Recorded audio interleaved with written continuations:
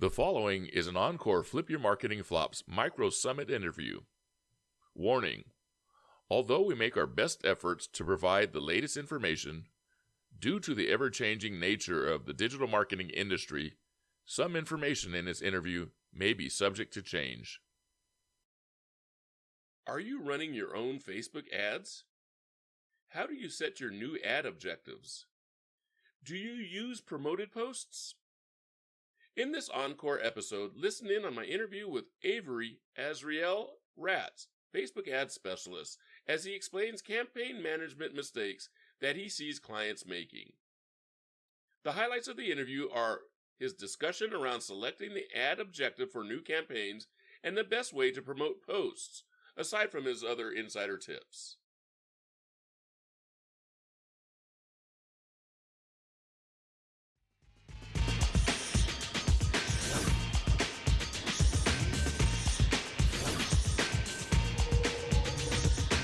I'm your host, Joe Sales Jr.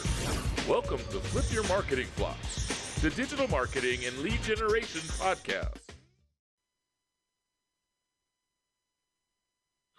Welcome to Flip Your Marketing Flops, the podcast, providing weekly episodes of presentations, interviews, and conversations with marketing professionals and industry experts discussing common marketing mistakes and how to prevent them.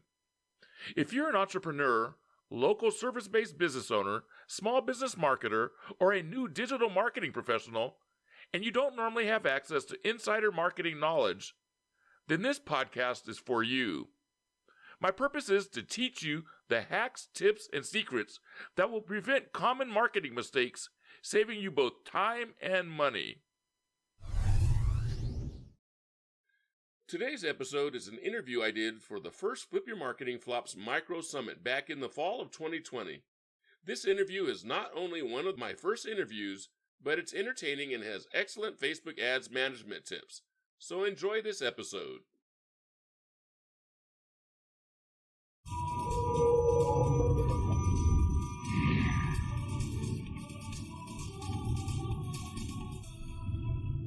I'm your host, Joe Sales Jr., and today's topic is marketing mistake number 1, campaign management mistakes. Today, we are very fortunate to have a featured speaker, Ariel Ratz of the Ratz Group. Welcome, Ariel. Thanks so much for having me. Ariel is a sought-after speaker and has appeared in the Social Media Examiner, Casual Friday, Magnificent Marketing, and Be Live podcasts. He's also given presentations to large audiences, including the Social Media Marketing World and Social Media Day San Diego. Ariel specializes in advertising high-ticket products and has extensive experience in ad management for diverse markets, including B2B, SaaS or SaaS, online publishing, apps, and more. His previous clients include Postmodern Jukebox, Powtoon, Thinkific, Freightos, Home Talk, The Daily Dot, Tenzo Tea, and United with Israel. He is a creator of Facebook Ads Mastery System, and he authored Find, Engage, and Optimize. Ariel's expertise is proven by his track record of generating an average return of 500% on ad investment. So, Ariel, that's outstanding. It's an incredible bio here. I'm pleased to have you on board with us. Absolutely. Yeah, good. So I got to tell you, as I was preparing for this interview today, I came across several articles that you had written, and I also came across 2 names for you, which got me a little bit confused. So I see Azriel, but I also see Avery. Which do you prefer? So I grew up in New York, and I moved to Israel in 2010. So Avery is my English name, and Azriel is my Hebrew name.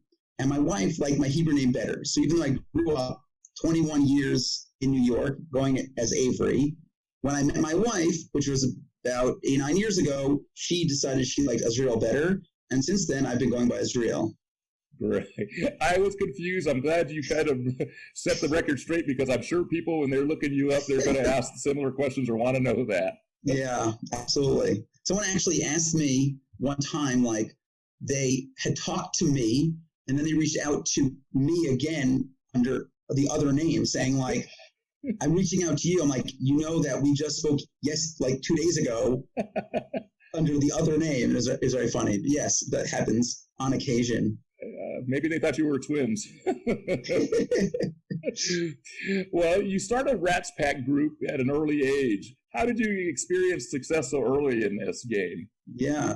So I mentioned I moved to Israel in 2010. I had a friend who started a nonprofit, and he was sort of looking to move everything that didn't require his hands to get it done by somebody else. Got it. He hired me for 1 hour a day back in 2012. And the job was literally just copy paste what he wrote from a Google spreadsheet into anything we could post. So we had an email list, we had an iPhone app, Facebook. I don't think Instagram was around back then, but Twitter, Pinterest, stuff like that. And that's my job. My job was literally copy paste. And I have a degree in math. So he figured, after like 3-4 months, why don't I actually use all this information I have, the data that the email list gives us, the data that Facebook gives us, the data that the website gives us, and figure out how to tweak that to get better performance. So over the next 3.5 years while I worked for him, I grew the email list from 1,000 emails to 150,000 emails. Wow. We went from generating a couple $100 a month to generating over $70,000 a month. And just from Facebook ads alone, we grew the emails by 100,000 for 21 cents per email. And those emails generated on average $1.25 every year. So wow. We paid in 2012-13, 21 cents. And today it's 2020. They made $1.25 every year since 2013 when they cost 21 cents. So there are some people happy with you. So I came to my boss and I realized there's such a huge opportunity here in 2012-13. Back then, Facebook was not the platform to spend money on. And in fact, the average consumer wasn't even really spending money on the platform. It wasn't normal to target someone like it is today and get them to buy right from a Facebook ad. Right. So what you had to do is you had to nurture the lead. You collect the email, you get them on an email list, you send them emails for 5, 6, maybe even weeks. It could take weeks to get someone to buy. And then you either get them to buy, donate, get them to, make an affiliate with some other company and sell their product. So back then it was much harder to get people to buy, but I came to my boss and I said, look how powerful this tool is. We, having no real marketing background, were able to figure out how to get $1.25 from every person we got from Facebook. What could a company that actually had a marketing and sales team built out do and accomplish? And he totally was not interested. He was like, this is what we do. We're a nonprofit. We have clients. We do work. And I just said, I find this opportunity is way bigger than what we're doing. So in 2015, I wasn't that old. It's 5 years ago. So I was 25, 26. And I just said, I'm gonna make this work. And when I was knocking on doors, my first client was a sushi store. And I said, Facebook ads works. He's like, Facebook ads, the cat videos and the baby pictures, who sells on Facebook? That's crazy.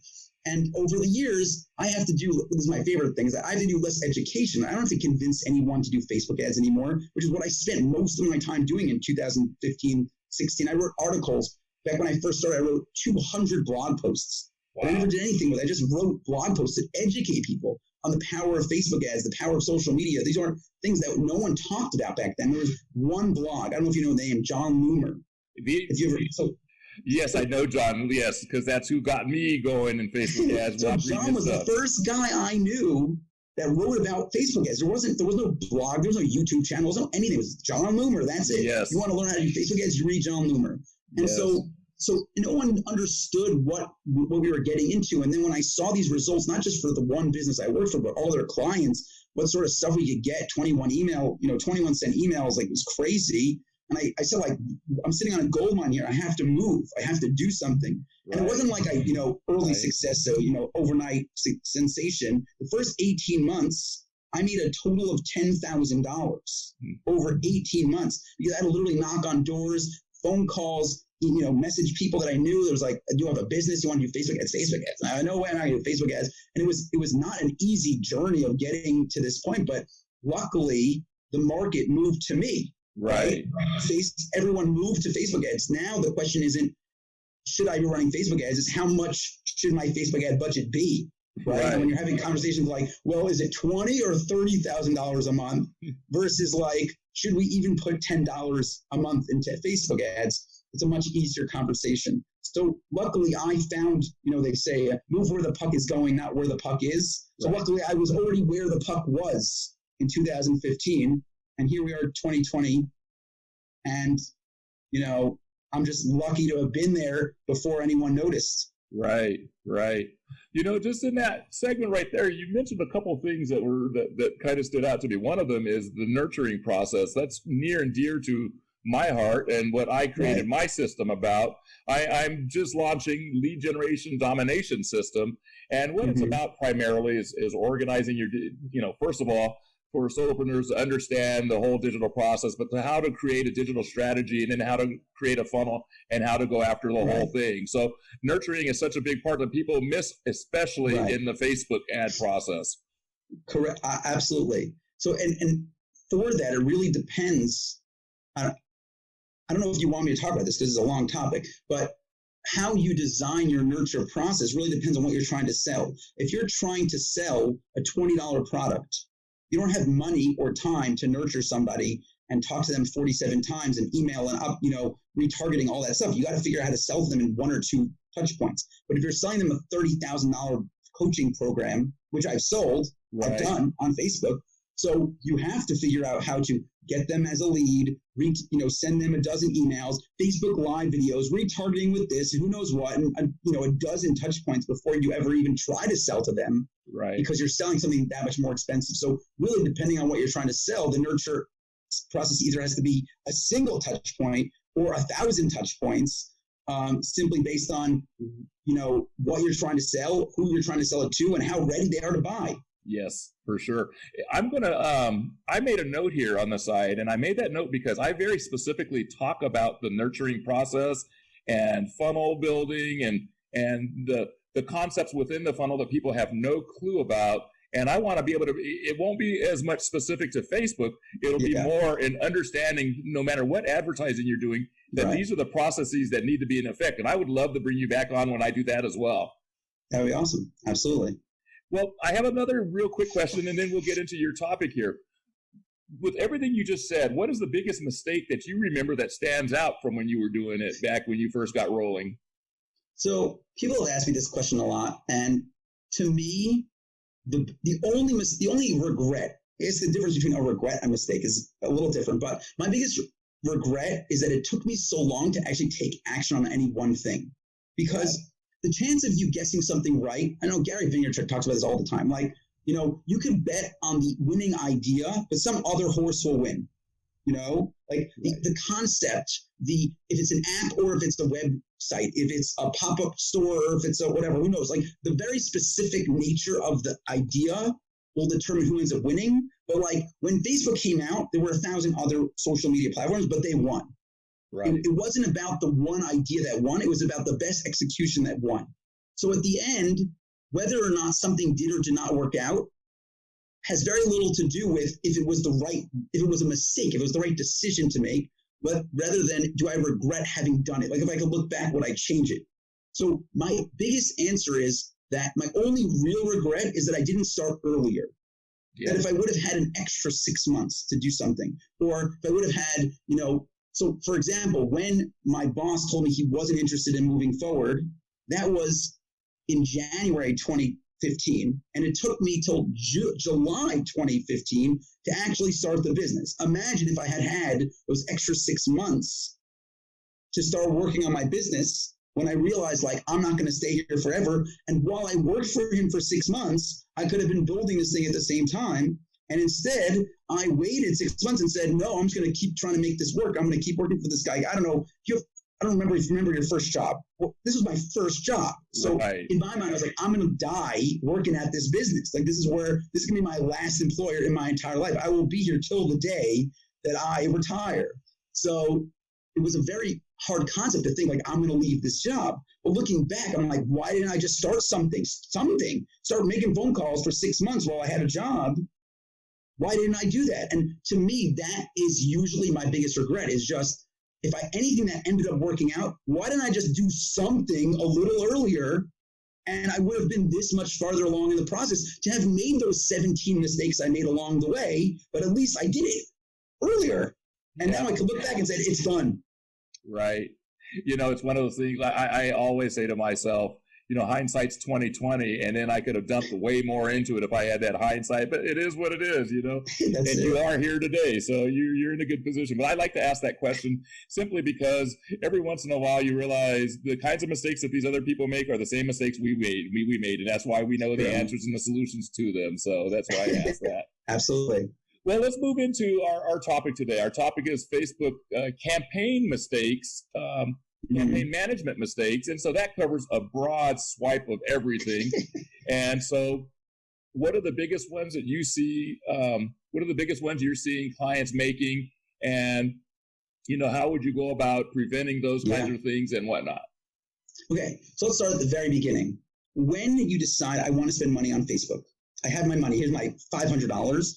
And you basically go to your marketer, the guy who has no idea the girl who has no idea how to run Facebook ads, right? And you're just like, I got $500, let's do this, let's spend money. Right. And they're like, okay, I'll run ads. And then they take the $500 and they, put it into Facebook engagement, video views, link clicks, whatever. And you're like, well, what did we get? You turn around, you spent the money. What did we actually get? Well, we got 10,000 people that watched our video. Okay. Great. So to me, the first step after you've decided I'm going to spend money on Facebook is ask the following question. What do I want at the end of this campaign? What is the business goal that I want achieved at the end? So when a lot of people come to me and they say, I want a video to go viral. So I said, okay, you want a video to go viral? Great. Let's say I get you 1 million views on that video, but not a single person comes to your site and buys. Are you okay with that? And they say, no, I want some sales. I say, okay, great. You want some sales. What if you get 5 video views on the video, but 10,000 people come to the site and buy your product? Would you be upset that only 5 people watch the video? And they say, well, I got 10,000 sales. I quadrupled my own, how much money. So I said, well, so what you're saying is you couldn't care less about the performance of this actual video you spent however much money and time making. What you really care about is how many sales you get. And a lot of people don't get to that step before they've spent their money. So they say, I want a bunch of video views. They run a video view campaign, and then they turn around and say, why did I not achieve my business goal of sales? But because you told Facebook you wanted video views. Right. That's why you didn't get what you wanted. So after you've decided, I want X, whatever that is, I want app installs, I want leads, I want purchases, I want people to come to my website, I want something, name that thing, and then from there say, I'm ready to run ads. Amazing. From that step, I can go to Facebook Ad Manager, go to campaigns, and choose the correct objective I want for my ads. What's going to happen when I do that? So let's give a very broad example. I'm running ads to a 1% lookalike of my purchasers in the United States. So I have, right now it's like 2.3 million people in the United States that fit into my 1% lookalike, targeting people that look like my purchasers. So what happens? Facebook takes that group of people you're trying to target and it looks at the objective you're running. So let's say you choose video views, we just talked about. It's going to look at that 2.2 million people, 2.3, let's say even 2.4 million people, and it's going to pick out those people who watch lots of videos. Right. So you'll end up getting the lowest price you can on video views, but those people who watch videos are not the same that click. They're not the same that become leads. They're not the same that buy. They're not the same that install apps. So if you were to choose video views, you'll get a lot of video views. You'll get exactly what Facebook asks for, but you won't get what you actually wanted because you didn't tell Facebook. Right. So what you want to make sure is that you tell Facebook up front, this is the thing I hope to achieve. So that's why I tell people, when you're running cold targeting to any audience, whether it's a lookalike, a behavior, an interest, a geographic targeting, the first thing you want to do is run a purchase campaign. Why? Because it tells Facebook from the first dollar you spend, I'm specifically looking for people that will end up being purchasers. Because if I start targeting with link clicks, I start targeting with video views, I end up bringing people into my funnel that never will actually become sales. They'll just be people that watch lots of videos. So I want to make sure that from the first time I talk to a person, whether it's, again, a lookalike, interest-based targeting, behavior, geographic targeting, I am specifically reaching people that have purchase intent. And that is a mistake that too many marketers make, because they're reaching the people that are never going to be the people that are going to buy, simply because they don't actually know what they want out of the spend from their Facebook ads. You make very great points there. And one of the things that really stood out to me is, I never thought about it like this before, is I've created my system, and it starts with goals, objectives, budget. Those are the kind of the three things that I really want started in mind. But Facebook is one of the rare platforms, I can't think of another platform off the top of my head, that says you need to decide what your objectives are before you get started. Now, my background has been in more along the regular paid search with Google and Bing, and there's definitely not that. So the people that are in there are going in there with one basic purpose. They're trying to get the people in this at the sales step of making the final decision in the funnel process, and it ignores the majority of the rest of the funnel unless you know what you're doing and want to make it happen.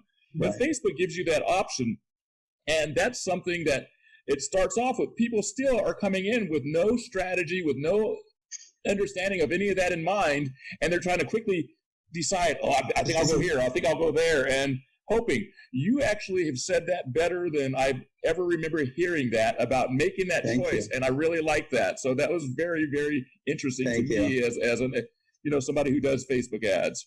Right. Thank you. Yeah, absolutely. No, thank you, because I think the audience really needed to hear that. So, one of the things, the next question I was going to ask you, you actually covered it, because what are some of your pet peeves? And I already could feel in the conversation, I'm not going to ask that question because it's coming out right here.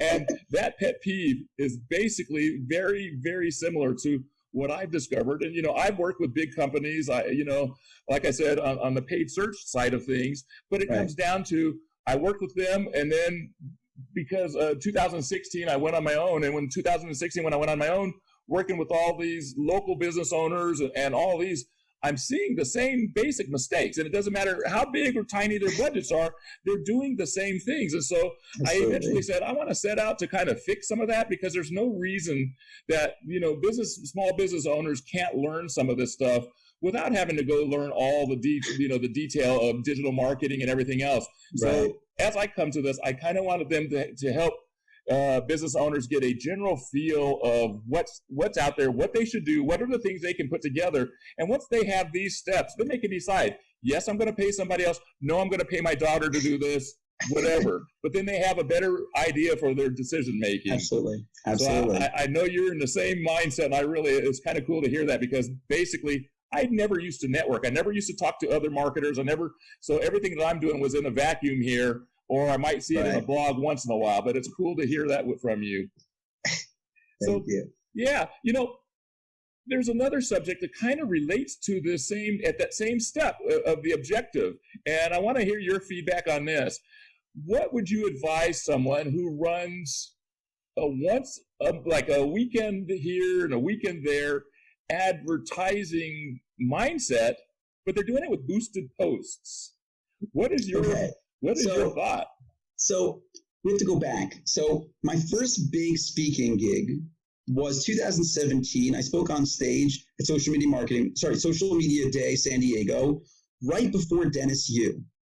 And we had a whole conversation about boosted posts. So what people don't really understand about boosted posts is that when you go on Facebook and click that blue button and choose to boost a post, all it's doing is running an ad for engagement. So it actually asks you up front. Now, Facebook's a little bit better now than it was, 3-4 years ago. In that setup, it actually asks you, do you want, depending on what the type of post is. If it's a video, they say, do you want video views? If it's a link, they say, do you want link clicks? If it's nothing, do they say, do you want messages? So Facebook asks you straight up, what objective do you want to choose here? And so there's a client I have that they have a nice size following, about 600,000 followers on Facebook, and they've really incredible organic organic engagement. Right. Okay. Organic engagement. So they post 2-3 times every single day on Facebook, and they get thousands of people commenting, liking, and sharing on their posts. So we found that when we run ads for purchase to cold and warm audiences, the best ad is a post that already exists and has lots of comments and likes and shares. So we'll boost the post and run it as an ad and get purchases. But we won't use the blue boost post button. What I'll do is I'll go into Ad Manager, I'll create a conversion ad, and then at the stage of setting up the ad, I'll go in and choose the ad from the post that already exists on the page. Yep. And we have found that to outperform any dark, we used to call them dark posts, but it is ads. It performs better than any ad created in the Ad Manager. Right. So the reason why it works is because the formula for this brand makes sense. They already have social proof, right? Imagine having never heard of this brand before, and you see an ad and it already has 300 comments on it. Right. Right? Even though you never heard of them, you begin to believe that people take this business seriously without ever having heard anything about them before. Yep. So we're able to take that social proof and skip 4 or 5 nurture steps to say people already trust this brand. And we're able to do that in a way that's not possible with a dark post, by trying to get people, both cold and warm audiences, to start putting comments on those dark posts, because we don't yet have any comments. They'll see a post with no comments. It'll be weird. It'll be out of place for this brand. Additionally, what we found is that there are some post types that cannot be run as ads. So one of the things we found that worked really well for e-commerce, and the last couple of months, almost a year, have been very focused on e-commerce. We found that photo albums have been the best performing post type for ads. But photo albums are not an option in Ad Manager. They let you do image, slideshow, video, carousel, they used to call them canvas. Now it's instant experience, lead ad. Those are the options. So that's it. That's what you have as far as options. But there are things you cannot do that can be done on the feed. You can go and create a photo album, put in a dozen pictures, and then run that as an ad. And what we found is that those outperform single images and videos, because what specifically for this brand, what allows them to do is show off multiple products in the same ad.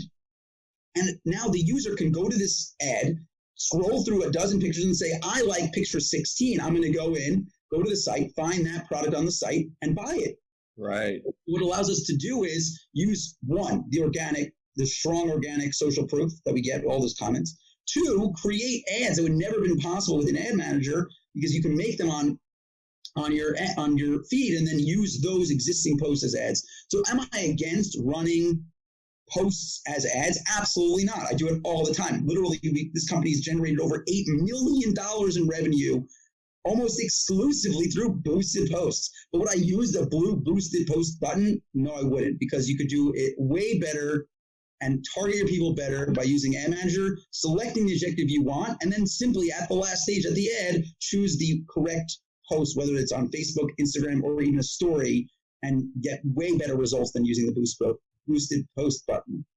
Last night he was one of my clients I've had for a long time, and he, as a client, I basically worked with him for SEO. I didn't work with him for paid advertising. Mm-hmm. He had somebody else doing that for several years, and they were really pushing the boosted post. But he and I were talking about this, and I was telling him about, without overloading him, I was telling him about why, his boosted posts, they started fading. They weren't doing as well as they used to. I had to teach him about, how the algorithms are changing and everything else, and, the effect of COVID in his particular industry too. But the bottom line, as I was explaining to him, with what I do, as in Facebook ads, I have way more control over the same kind of, market than a boosted post. I've sent him, articles and everything else trying to get him to understand it. And he's finally got his head wrapped around what a boosted post is for, and why, he wants to be why he needs to be in the, more or less on the regular business manager ad platform, and what we can do for him, because we can as I was explaining, we can get the target market down to very specific people who've done very specific things, and that's what works. Now, you mentioned using the gallery. That was a very interesting tip for people, and I want to make sure I highlight that when I do the notes for people after the fact, because they won't hear that very often. So that was a very good point.